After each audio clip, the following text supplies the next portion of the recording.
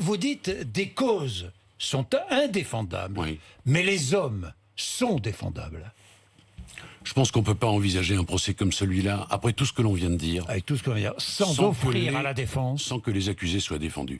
Et d'ailleurs, les avocats de la partie civile ont partagé une partie des indemnités qui sont les leurs avec les avocats de la défense. C'est-à-dire qu'ils disent à quel point on ne peut pas concevoir un procès sans défense. Il y a la défense, elle est indispensable. Il n'y a pas que la défense. Il y a aussi, bien sûr, l'expression de la souffrance des parties civiles par leurs avocats. Il y a aussi les magistrats du parquet national antiterroriste qui vont représenter toute la société. Sans oublier, pardon, je veux également leur rendre hommage parce que ils partent pour un marathon judiciaire. Vous l'avez traduit en jours, je vais le traduire en mois, c'est 9 mois. C'est le plus long procès de notre histoire. Donc je pense aussi aux magistrats, je pense bien sûr aux greffiers qui sont Et moi, indispensables. je pense aussi aux surveillants pénitentiaires, Mais évidemment. qui ont fait en sorte qu'Abdeslam soit là le jour de son procès. Bien sûr. Et qu'aurait-on dit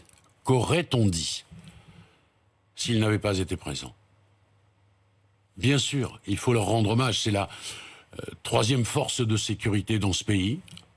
Ils sont souvent méconnus, ils ne sont pas considérés assez, et ils ont un rôle absolument important dans la barque judiciaire et dans la maison de justice. Éric Dupond-Moretti, plus les faits sont graves, plus la défense doit être sans concession. La défense, c'est la défense. On ne transige pas avec ça. Elle est libre. L'avocat est le porte-voix de celui qu'il défend. Mais Abdeslam pourrait utiliser ce procès, se servir de ce procès, se servir de la publicité de ce procès pour montrer au monde que sa foi est plus forte que la justice.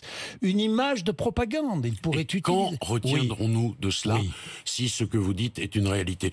Vous savez, moi, je ne veux pas rentrer dans les arcanes de ce procès qui va se dérouler. Pour plusieurs raisons. D'abord parce que je suis infiniment soucieux, je pense l'avoir démontré, de l'indépendance des magistrats.